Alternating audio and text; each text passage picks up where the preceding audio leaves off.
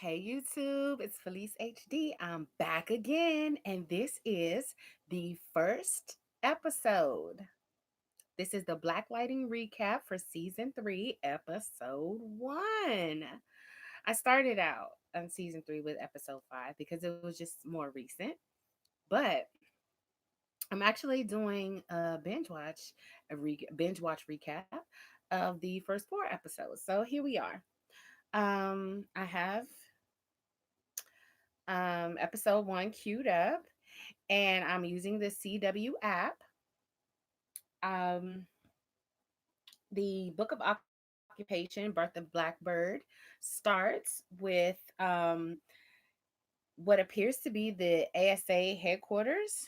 Um, they're basically showing some of the other subjects that are being studied. So there's a young lady. It starts out with a young lady that is describing herself as Muslim. I believe her name was Miriam.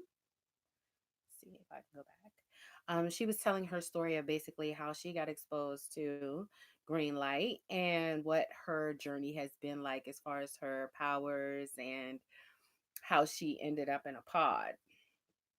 Um, this computer system that they have is very state of the art. It's you can actually, it has vocal components, sort of like, it's giving me a Siri T or Alexa type of situation. Um, there's the second guy. His name is Devonte, and we don't get too much information about him. Uh, very little is shared about him, other than the fact that he has an attitude about the fact that he's even there. So then they fast forward to Black Lightning, who is we all know Jefferson Pierce, and we get to know a little bit more about what kinds of activities he's been engaged in since he's been at the ASA headquarters. So they show like throughout the term, like okay, so they fast forward to like day 3, day 11 type of situation. And I mean, they're just really just raking him over the coals. So it's kind of tough. But at the end of his sort of automated interview or whatever, then we learn that he's actually being cleared to go ahead and resume his normal life again. Um, this entire ASA headquarters scene transitions to the young lady that's responsible for the clapback news. Now she is grassroots. She's really taking it to the street. I mean, she's going into different environments with her phone out and just kind of recording herself, and she's throwing a logo on it. She's just like, listen, we're going to tell the news for ourselves.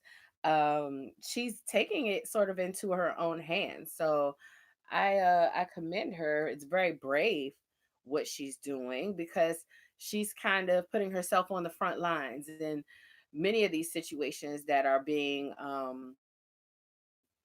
addressed in her clapback news are controversial. So she's definitely taking a risk and definitely putting herself in harm's way. But she's getting to the bottom of things and really bringing awareness to a lot of things that are going on in Freeland.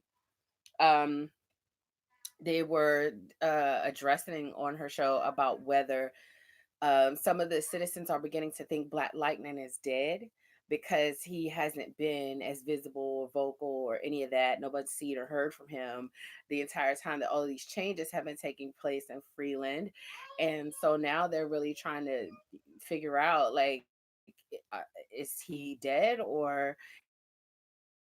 is he just involved in what was going on. So now they're that Blackbird, who we know is Anissa, has been up to in terms of taking steps to really try to give Freeland some vigilante justice.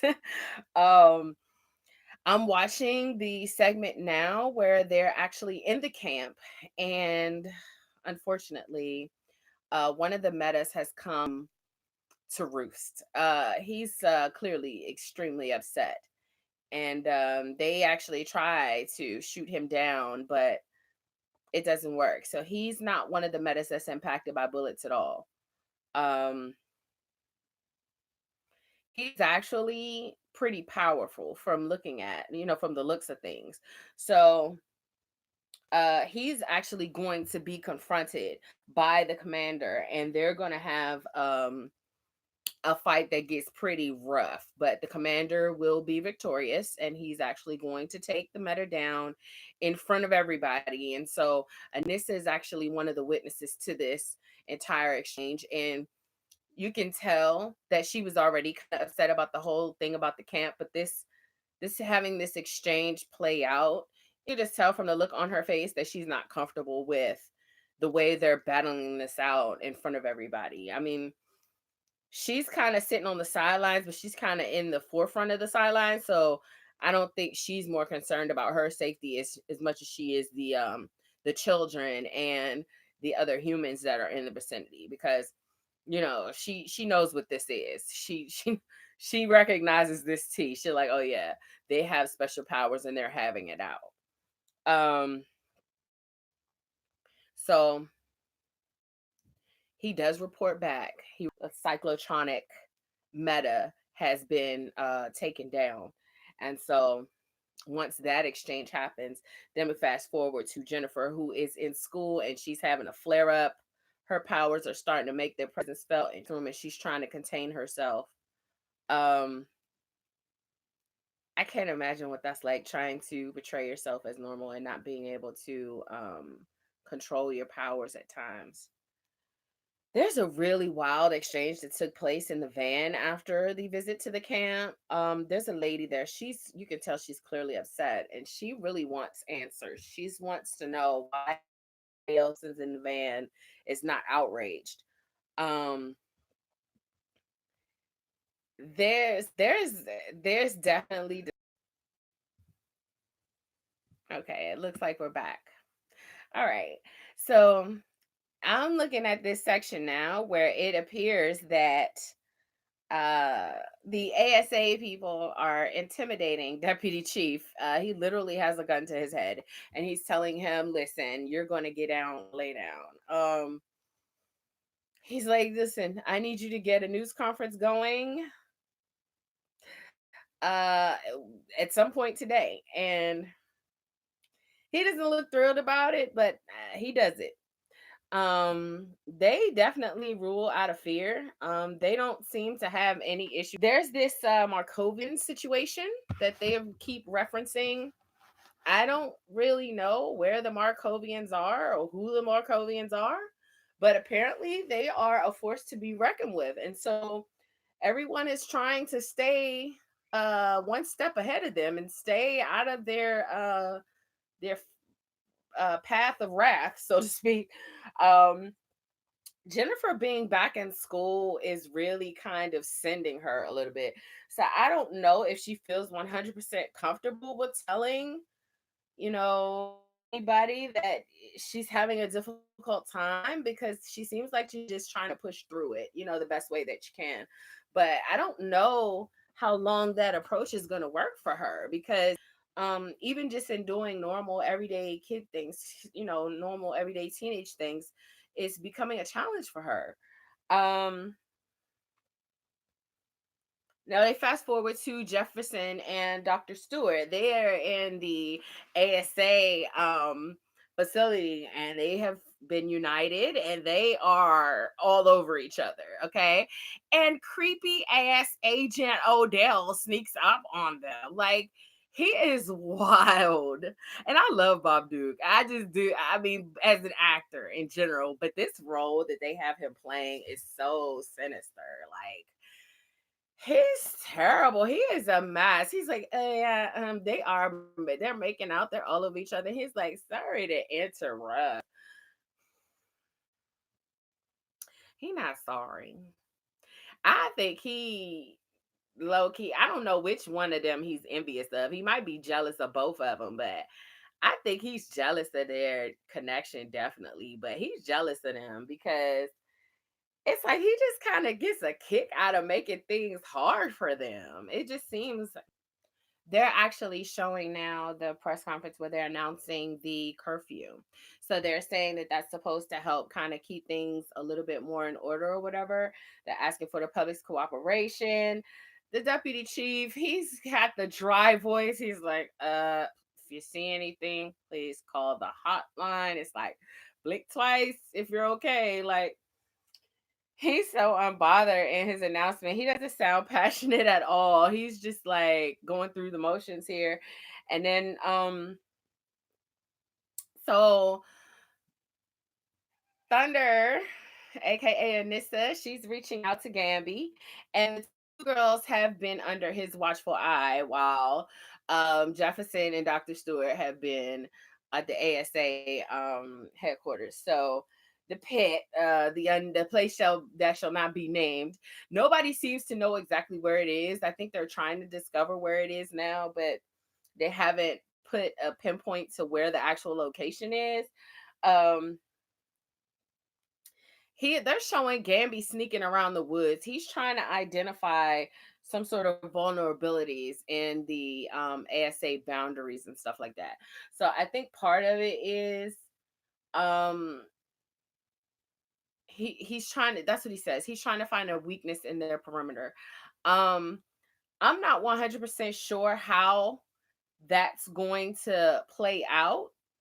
um I can just tell that he's very strategic in about what he does. So I'm pretty sure that somewhere down the line that's going to be relevant information to have. Now, the real tea for this episode is the fact that Anissa and Reverend Holt and the girl from the farm, they have a connection here where they have sort of like this whole underground railroad type of thing for metas. So when once the sun goes down, Blackbird gets in uniform and she's been swiping the metas in transit and taking them to Reverend Holt's church until it's safe for them, for them to have this like some sort of roof over their head, until it's safe for her to transport them out of town to the farm where she met the family that with the whole looker situation. Um Sneaking the metas out of ASA custody, I think, is her way of trying to free them and get them back to some semblance of normalcy while all of this is going on. Although they're not with their families and their loved ones in their own environment, they are in a place where they can get a humane level of interaction where it's not like they're being detained or treated as subjects and scrutinized and all that. They're being treated humanely. So I think that's what her goal is and what she's striving for by taking them out of the ASA custody when she gets the chance. um she comes home, she's playing a little Shaka Khan, she's trying to unwind. um when she goes to her back room and she starts really prying around, I think she's kind of letting Gamby, like, she's bringing him up to speed that, we're getting ready to try to make a move here. So, what's the situation? Now we find out why Gamby's been studying those perimeters. So, we're fast forwarding now to the actual bus hijacking. Blackbird, who is Anissa, has actually put a stop to the bus convoy, and she is fighting off bullets, and she's really breaking down all of the soldiers that are in place to protect all of the bus of metas. And she is taking them down one by one, and she's preparing to drive the bus and take them to another site. Let them know we're gonna take a detour. All right. Hope you don't mind. Now, Reverend Holt is interviewing with the young lady that does the clapback news.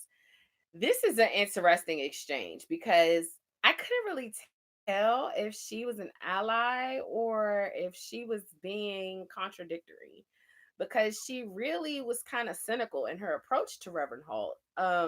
She seemed like she was okay with what he was doing, but I don't know if she was giving like a devil's advocate tea or what. But she didn't really seem too convinced by anything, or it really, I don't know. Maybe that was just how she was coming off, but I just got the impression that She might have felt like what he was saying wasn't down the line, along the lines of whatever she was trying to do. Um, I really wasn't interested in that exchange too much because I just didn't like the approach. I felt like she was being a little shady towards him, and I don't know. I didn't really care for it. I just feel like, hmm, I don't know. So moving right along, waiting for the commercial to stop, and the only other thing that really stood out for me with episode one was being able to see how the inner workings of this arrangement that they have is actually going down. So once we see it, this is why I think this episode was really called The Birth of Blackbird, because once we kind of see what she's up to, what her motives are, and how she's like the logistics, how she's actually going about it. It is like a modern day Robin Hood type of situation. Like, it's giving me Robin Hood tea. I'm not gonna lie. She just told Jefferson that people are saying that Black Lightning is dead. Whew. He said it feels like he is in here. Yes. Okay. So as he's sitting there talking to Dr. Stewart, he can see Issa on the floor beneath him. Like, he can see through the floor. And so we later find out that his ability to do that is not necessarily linked to his eyewear, which he was thinking before that it was kind of linked to, his costume. So they're wondering now, like, if these all these tests that the ASA has been running is really kind of honing in on his powers, or if he started to discover powers that he wasn't aware of before and is bringing out new ones, because he could see through the wall, he could see through the walls, he could see through the floors, he's gonna see Tobias too. And then Gamby actually gives Anissa an update because he has some footage of a leopard that was feasting on somebody, kind of narrowed down Grace's whereabouts. Doesn't really understand is what's going on with Grace. She just knows that, she's like she's just giving a leopard tea, right? Okay, so now Anissa's in the bar. She's trying to drink down her sorrows. She's really upset about Grace, and now she has this new tidbit of information, and she actually meets the young lady from the Clapback News. So they have a few drinks. They toss a few drinks back, and they end up in a hot and heavy situation, what appears to be like a one night stand type of situation. Um, I really was kind of thrown off by that because not to say it like that, but sometimes people that are journalists and are reporters, like, you just never really know where they draw the line as far as their professionalism and when it's all about a story, So initially, I'm not gonna lie, I thought she was maybe on to Anissa in some way. Like, she might have been on to the fact that she's a meta, or that she is Blackbird, or that she is Thunder, and was trying to get the inside scoop. But it appears that she was simply just attracted to her and was trying to come on to her at the bar. So it looks like they hooked up, and that, she's really about this ex and he still has feelings for her. And you get to learn a little bit more about Miss Clapback News. But I don't think it's a love connection. She does let her know that she really is kind of into Grace. She's really not open to be in any type of relationship at this point. So to be okay with it. Jefferson back at the ASA pit, and he does look through the floor and he sees Tobias. So you can just tell by the look on his face. He's like, "Oh shit." He does at least know that Eva's okay. So, not too thrilled about Tobias though. Of course, like, this is wild. I just think that the entire situation, I don't like I said, I don't like the whole vibe of being at the ASA headquarters. I definitely don't like the interactions with Agent Odell. He acts really strange towards, especially towards the subjects or the metas. He's just really strange towards them. Um that was Jennifer. She just wanted to get out. She done met her a little cutie. She's like, all right, I know it's curfew, but I just wanted to get out. And this was like, ain't nobody playing with you. Bring your ass in this car.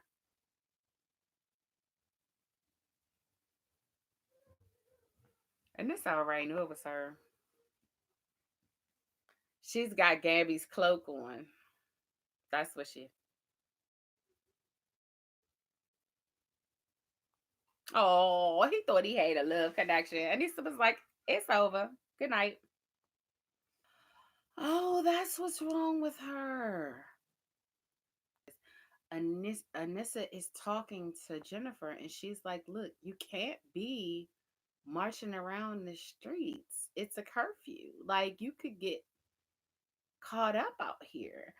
So she finds out that the guy she was with was just walking her to the train station. He was just someone she just picked up. She just met. So he doesn't have any type of connection. He doesn't know anything, or he's not involved in any way. But Jennifer confesses, like, okay, if I don't use my powers, they hurt. They're getting growing inside of me. They're getting bigger. They're getting more powerful. And if I don't use them, they hurt. I'm like, wow. Okay, so that's why she's sneaking out so she can kind of move them around, get them up out of there.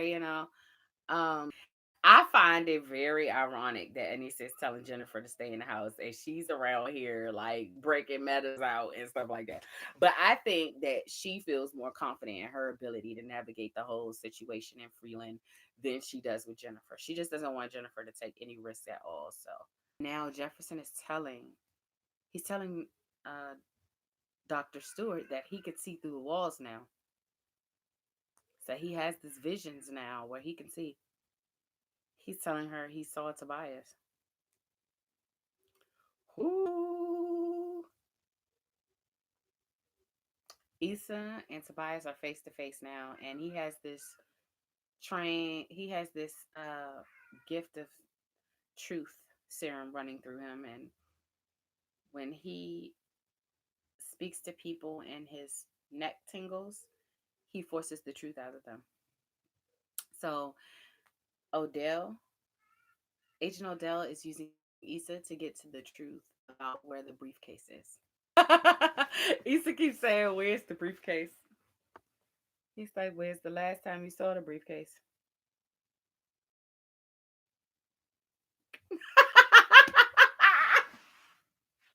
I remember him. I remember the guy that's playing Issa. He was one of the teenagers that was friends with Michael and Queen Sugar. Bias just basically dry snitched on Odell. So I did miss a lot.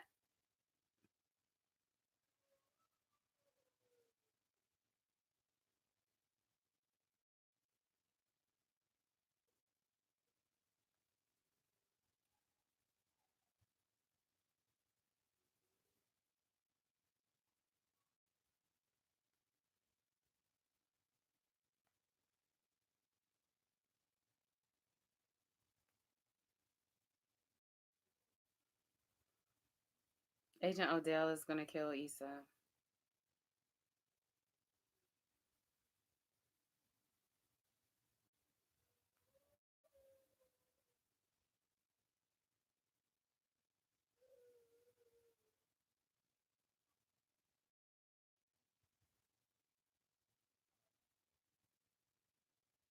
He poisoned him through his last supper. Is Odell making up this Markovian shit?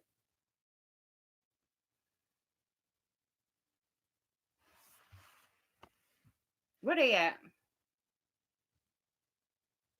The very least, Issa did what he was supposed to do. You couldn't put him in a pod? Blackbird is not playing with him. Bitch. She stole the shit out this dude because he kept on mouthing off, and she's trying to sneak them through the border, and he keep like he just mouthing out. We don't know what she doing. She could just be. Jennifer was like, "Look, they coming from you at all sides, and it's fast." Man, she is knocking them down. Blackbird don't be playing. She flipping around and knocking niggas over and all kinds of carrying on. Whoo, it's getting real. They done tackled the lady with the baby crying and all kinds of what the hell? Woo! He just sent Blackbird through the wing with a rocket launcher. She went flying through the border. I don't know. She ain't got up yet. I think she gonna be okay, but I think she took a licking that time. Cause them regular bullets wasn't doing nothing, but that he hit her with that rocket launcher. Jennifer suited up. She's suited and booted. She's like, I'm getting ready to run out there. Gamby is telling her, listen, hold fast because the Markovians are shooting down anybody they can. Gamby is like, relax. She's frustrated because she's just like, did you see them not blow her through that hole? Like she could be dead right now. And Gamby is like, chill out. We gonna wait. If we don't hear from her, then we gonna go get her. You know. But Jennifer ain't with the shits. She's like, stop playing with me, bro. That's my sister. Like, I'm not about to play with y'all. Miss Pierce ain't buying nothing. Agent Odell just said to her over Issa's dead body. She heard Jefferson tell her that Issa was fine.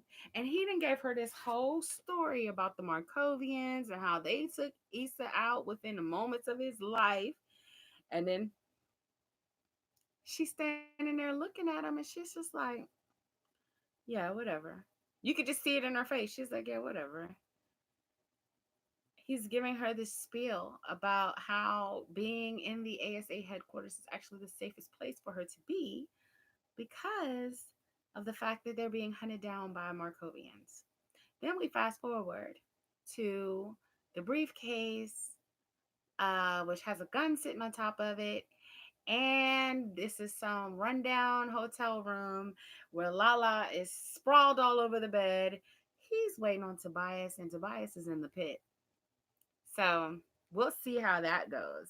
Because it doesn't look like Tobias is coming for that briefcase anytime soon. Um, but what I do like about having Lala in that position is that we know that there's going to be another reckoning if anybody decides that they want to come for that briefcase. So I would like to see what actually becomes of the briefcase and whose hands it's going to land in next, because it looks, from the looks of things, Tobias was the only one that was able to actually get anywhere with it because he had the access, the techie guy, to actually be able to get into it. And he was able to obtain the thumb of the owner and stuff like that. So Lala just has it as leverage. I don't even think he knows or even cares what's in the briefcase. He just wants to get back. He just wants to have another moment of truth with Tobias. So I'm queuing up episode 2 now, and I'm going to do the recap for that next. So stay tuned. Make sure you like, share, comment, and subscribe, and we will be back for season 3, episode 2 of Black Lightning. Peace and blessings till next time.